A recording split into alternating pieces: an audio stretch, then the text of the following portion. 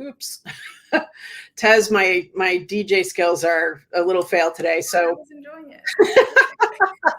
we may come back to that jam, everyone. Yeah. Anyway, it's Stacey Staaterman, and I'm here with another Level Up Leadership discussion. Of course, this is intended to help us all get focused on renewing, pivoting, thriving in 2021. We've had a crazy time of it. No, everybody knows that. We've said it hundreds of times, and I keep coming back to something that's been a source of inspiration for me for years. The future doesn't fit in the containers of the past. And it's like one of those obvious, not obvious things. But it has led me now to contemplate and discuss and have experts in my midst come to the table to discuss what leveling up means these days as it pertains to really how we lead ourselves in all facets of life. So I'm excited to introduce everyone here to Tez Roro, who is a real estate professional with Keller Williams. She's my neighbor. She's a friend. She's a very powerful person in my community. I think that's fair to say. I think that's very fair to say. I don't know if that's a hat you feel like wearing, but high impact. High impact is your middle name, Tez. And you, I mean, we had to edit this. I had to edit this down. There were so many things that I wanted to note about you so that people could get to know you. So I'm really excited that you're here and could come on and share some of your words of wisdom. Absolutely. Thank you for having me. I'm excited. Yeah. So in advance, of course, I've asked all my guests about a quote or some source of inspiration relative to how they lead themselves and how they lead in general. And you shared this quote from John Lewis: "Make good necessary trouble." So why is this one so important to you?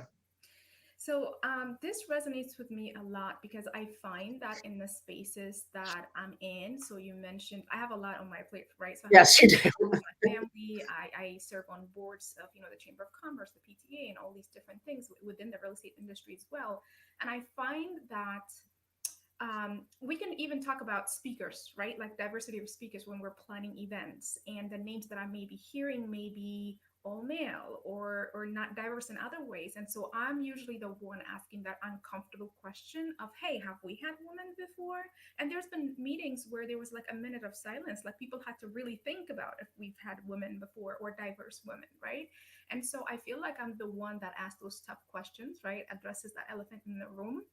But also, if there's something that needs to be done, if I see a gap, right, I go and fill it. And that means sometimes having courageous conversations, having uncomfortable conversations, challenging people's thoughts and beliefs and behaviors, right? So that's why, that quote resonates with me a lot. So it's interesting because this requires you to be, I imagine, a comfortable with uncomfortable.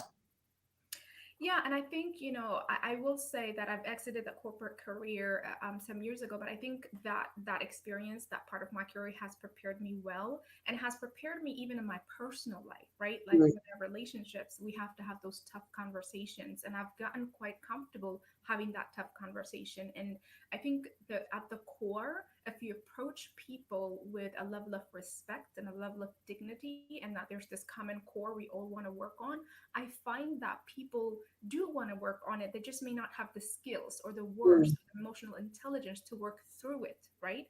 And so if you're speaking in a language that is rooted in respect, but also honesty, right? We are going to talk about these tough things. Usually I find that on the other side, there's just such breakthrough, right? For everyone involved. And so, yeah, it's tough. It's not easy, but it has to be done and someone has to do it.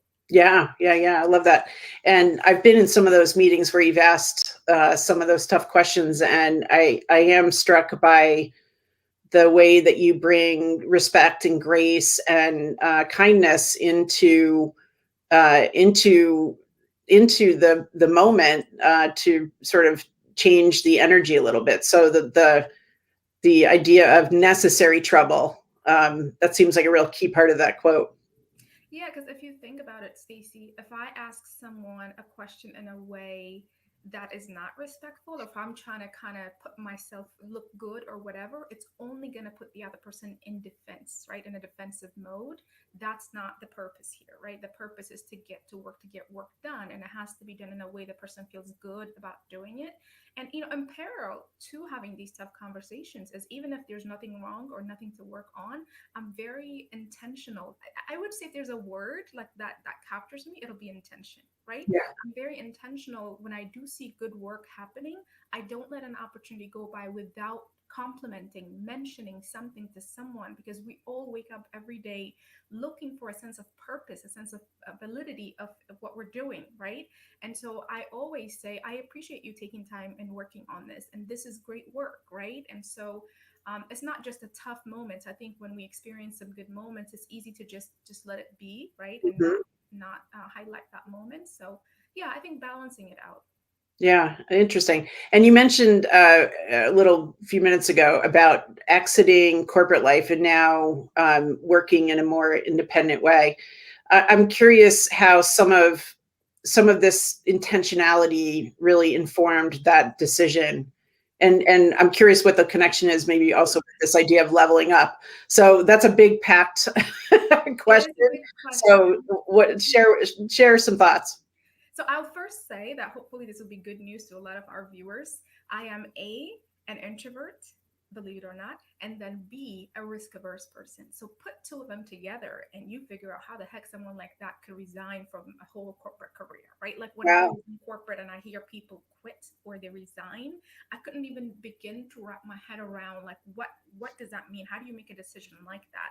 And I had just had my second child, by the way, when I did that, right? Wow. So this was a 5 year in the making plan for me, right? So that's what it took for me, is there was a seed planted. When there's typically, for me, I think when there's value misalignment, I listen to that. Hmm. And now I may not be in a position to do anything about it just yet, but it's there. I can't ignore it, right? And so for me, showing up as a present and engaged parent is one of my high, values, right? Being a great professional is another one, and so they do have to go together.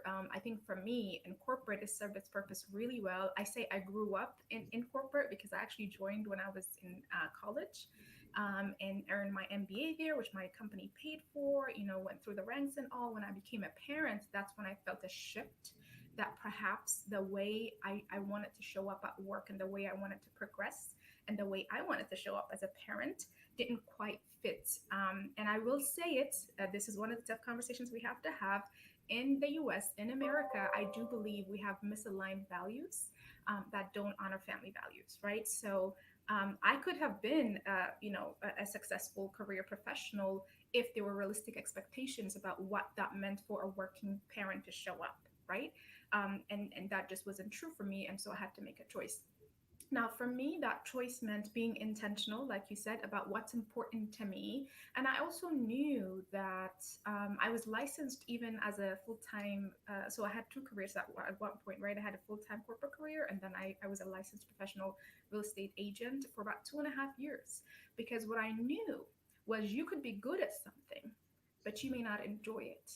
Right. So Mm. I've had assignments Understood. in corporate that I was good at, that I was kept given, but I didn't like them. I outgrew them, right? And so I needed to make sure that, so that's the risk averse part of me. For me, what made it true, what made it comfortable to jump ship is I practiced it as a dual career for about 2.5 years, kind of built my systems and processes and got a lot of the learning curve out of the way so that when I jumped ship, literally day one, I already had clients that I was working on, right?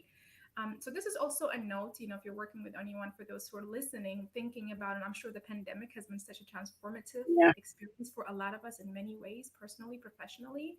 Um, this is sort of what it took from me. So a lot of intention. I did work with a life and career coach to help me transition out of that, because I had different career paths in mind and I didn't know which one would fit. And I needed someone else to ask me the tough questions, right? To Yeah. help me Yeah. clarify my thoughts.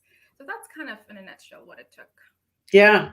Lots of things I could dig into around that answer. And I think the one of the maybe most important things with wide-reaching impact is this, observation that corporate doesn't always do a great job of help, aligning values and providing a place for people to be humans. I think that's probably a fair way to say it. And I think this is maybe one of the blessings of the pandemic is more companies kind of taking another look at, how can we support people as not just our employees, but the whole people that they are, which is exciting. I think it'll still. I don't think anyone's really come up with a perfect answer, but I do. I think more and more people had those conversations with themselves. I mean, I had a similar conversation with myself, eventually also needing to work with a coach to put some structure around the process of figuring out an exit. But, when a coach asked me to write down, what were my life intentions, I was like, what's that got to do with my career? Initially, I just really didn't understand the connection. And then it was sort of obvious, not obvious after that, of course, like, yeah, why wouldn't I want my career to support the life I want to have? So I'm excited to hear more and more people asking those questions, but it is, the sort of taking action on that. The outside perspective I also found was incredibly valuable. My coach now says, you can't see the spinach in your own teeth. Yeah. And it's so true. Very I say, so one of the the taglines you have for me is coach. I feel like I'm like a great listener and I do a great job of helping other people clarify their thoughts, right? Mm-hmm. Like make sense out of them, label them, and kind of help them come up with a way forward. I'm a planner, I'm an analyzer. Sometimes I get analysis paralysis. That's why someone else to do it for me, right? And so when you're good at something, it doesn't mean you're good at doing that for yourself always. Yeah, no, 100%. It's very a lot of that. I'm laughing inside quite quite robustly because a lot of that resonates with me. One of the things that I highlighted about you in my little introduction was the connector that you are. And for those who are watching, I mean, Tez and I met through Facebook. I mean, I was an observer. I could see the impact that you were having. I was curious. I thought, this is a super smart person that I want to get to know. And I hear similar things from others that I meet that know you. So I'm kind of curious what you think about this comment from Kelly Hoey. Of course, Kelly's written one of the best sort of modern day networking books. And she says, it's not who you know, it's who knows what you know. And I'm kind of curious because a lot of our connecting these days is happening through platforms. And we do all have a platform in a way that didn't even exist before to tell our story, to lead, even when we don't even know sometimes who we're leading. Yeah. What's your reaction to this notion? So quality will always matter. Mm-hmm. Right? So you can have a certain, status in life and in the social media world or in real life. But I think talent and quality, that's something you cannot ignore. When you experience someone speak or when you're in someone's presence, you will feel that thing, even in the virtual space, right? Like some of the stuff that you may see people come out with. And so like yesterday, I can give you an example. I attended sort of like a virtual summit. And there was someone speaking about, entrepreneurship and business and stuff. I've never heard of this person, right? So she mentioned she had, multi-million-dollar business and all this stuff. And some of the things she was speaking, I'm like, okay, she knows her stuff. Like this is, stuff that I've studied and I can see maybe like, seeking her services. I looked her up on social media. She has like a few hundred followers, right? And so this is what I mean by sometimes people have such elevated status in some of the almost artificial metrics that we put. But then I think when you experience someone talk, their talent, and sometimes it may not even be something, they sell. A lot of probably what you experienced, what you saw of me probably had nothing to do with real estate, for example. Right? No, nothing at all. Yeah. With community and building and connecting. And so I think that's how I interpret that quote. And for me, I've learned that I am just, I feel like I have like this mental Rolodex in my head. That's kind of what I call it. So when I meet people, I'm taking inventory of what they need, how they want to be supported, who they want to get introduced to. I now add you to my mental Rolodex. The next time I hear something or someone, I'm connecting you. And I think that intentionality piece is some people often have the connections and the people who know, they know who needs what, and by the way, who has that thing. They just don't go one step further and be intentional about making that connection. And I think for me, it's just that, like, I'm always intentional about, there's just, I don't know, this pure joy like that comes out of connecting people, and they make magic happen. And by the way, I don't have to have any part in that, right? Like the joy doesn't come with me getting credit for it or anything like that. It's just, let me connect y'all, and like you make magic happen. Like it just does something for me inside. Yeah, I wholeheartedly agree, and I get a lot of that same little, I don't know, dopamine hit or something when I see that two people have gotten value out of knowing each other, and that I've been a conduit to that connection. And it's interesting because I'm sure you go to a lot of networking groups. Some work some way, some work the other ways. And one of the things that I think holds people back in some of those networking groups is to be so too quick to judge the impact that somebody could have in my life or in another person's life. Yeah. Oh, they're not in the same business, or their business is too different than mine, or we're from a totally different sphere of whatever.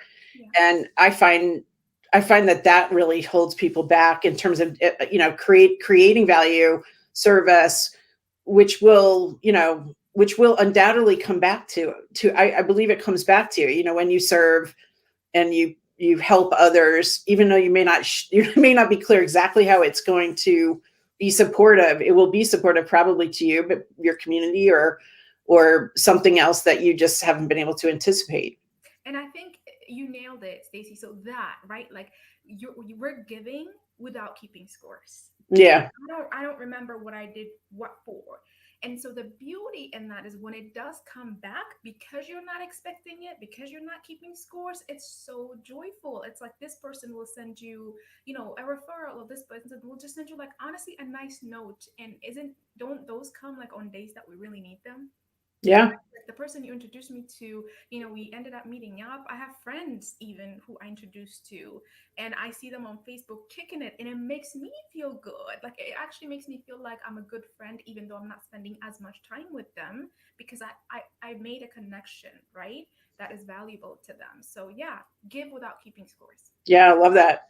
And I feel like this is a perfect tee up to this other quote that I've highlighted with a few people in different interviews.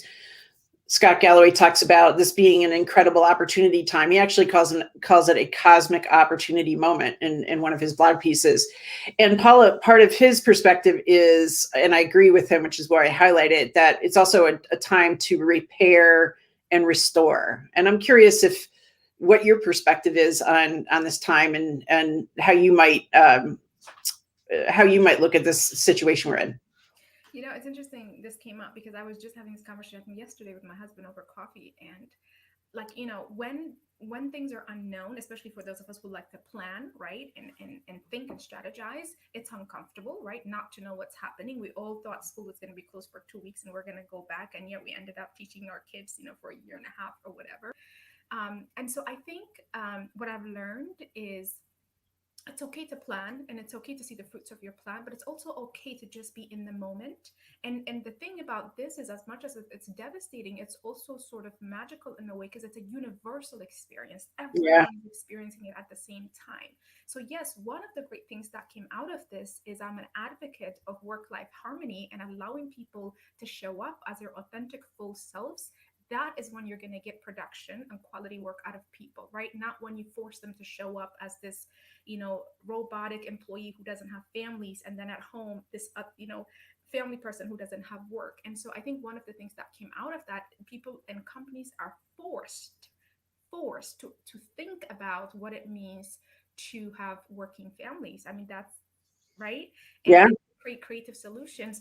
For me personally, Stacey, it actually has served as quite a restorative and transformative time, even in my relationships, right? Like my personal relationships that I wanted to work on with my kids, really getting to know them. My older one is in elementary school. My little one is still in daycare. My older one doesn't need much help with school, which is fine, but it also means I don't really get to know what he works on because he doesn't Mhm. need much help, right? If that makes Mhm. sense. Here, Sure. I'm forced to know, what class he's taking and what assignments and stuff like that, and really design and implement systems and process and value systems that I've been wanting to for a while. And really getting to know them and even work on some of like emotional intelligence skill sets with them because now I have the time. And so, yeah, I think, in some aspects, even business, I think I got to work on my business more so than in it. Right. So, Mhm. meaning I got to finally lay down processes and tools and systems. So, when you interact with me, it feels like you're interacting with a business as opposed to an individual, more so than, say, focus on production. Right. Yeah, yeah, And no, so, 100%. yeah, so I would say this is kind of like my reaction to it. Yeah, and it is probably undoubtedly unique for every single person. I think it's just um, there's also like this layer to it, which is the word attaching opportunity to the experience of a pandemic. It can be a challenging thing for people, but on the other hand, it's sort of the only way to cope with, and get through and find the post traumatic growth opportunity out of this post traumatic, highly stressful situation. So, very, very interesting. And I think we're going to see, I mean, we're already seeing this. One of the projects I know that you've been working on in our community is about the expansion of support for young children.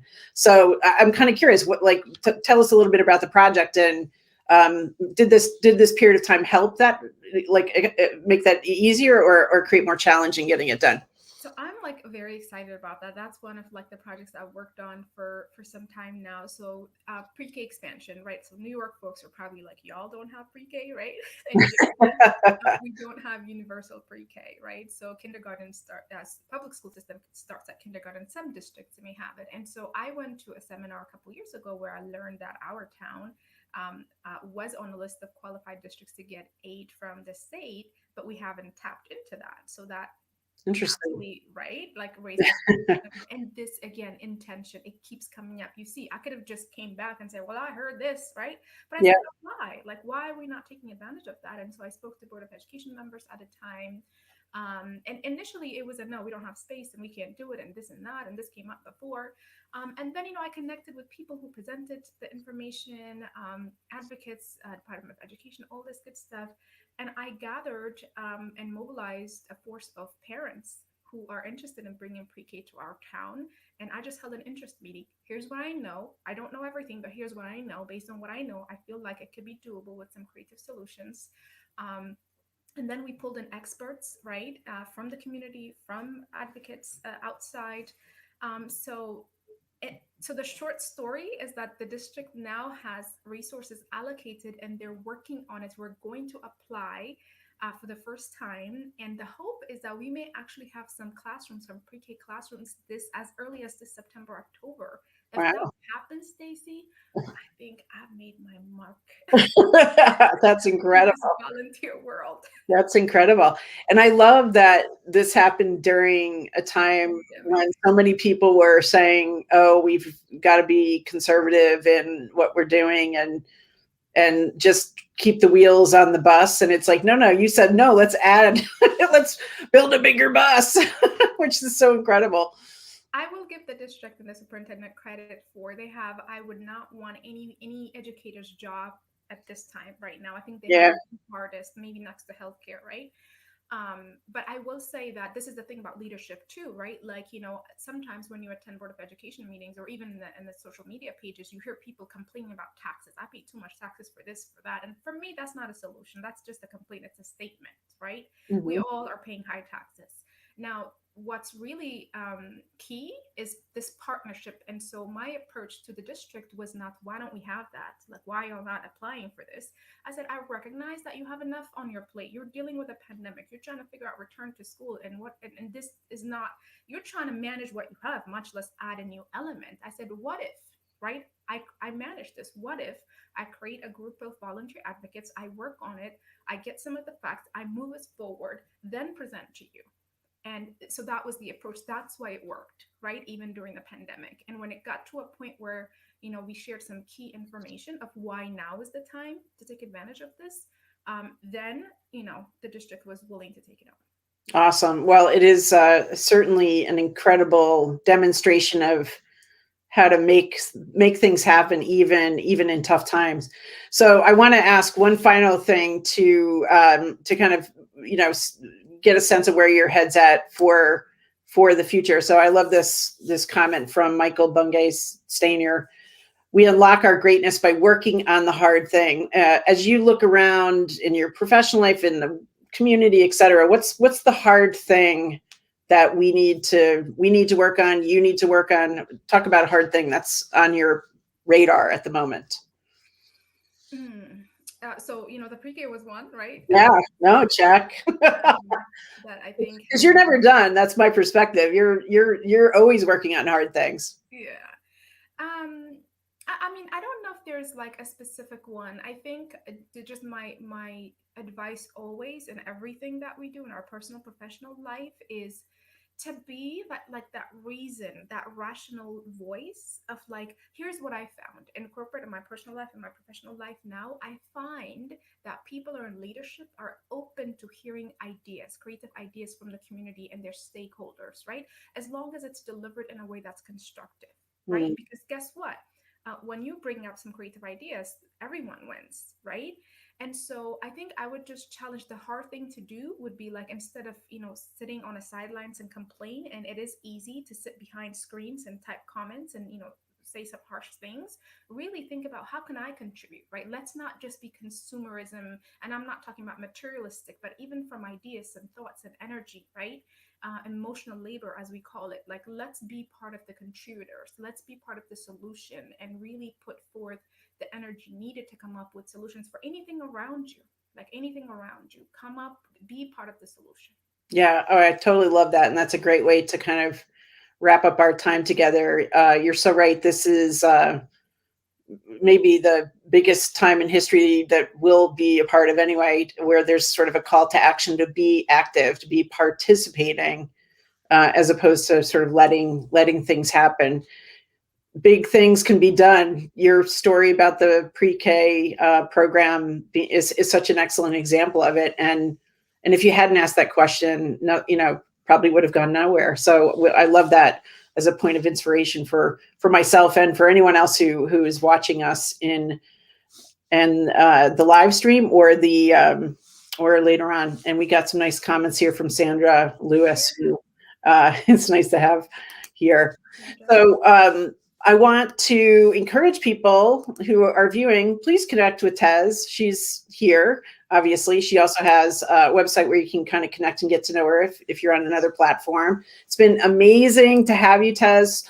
So valuable. I always learn things. I love being part of things that you're a part of, because I know it's going to be super smart. So thanks for dedicating some time and energy here to talk about your perspective on leveling up and leadership. I hope that we'll have another chance to talk about something else. I know we have a lot we could talk about. Thank you so much, Stacey, for inviting me. I really enjoyed it. I think we could have gone much longer. Yes, we could have. Much to talk about, but I appreciate being your guest, and I welcome connecting with new folks and adding value to them. Awesome. So, folks, it's about renewing, pivoting, thriving 2021. I will be back next Wednesday, 12 p.m. Eastern Standard Time, with another expert who will share some wisdom bombs. And I want to wish you a great rest of your day and say thanks, Tez. I'll see you soon. Goodbye, everybody.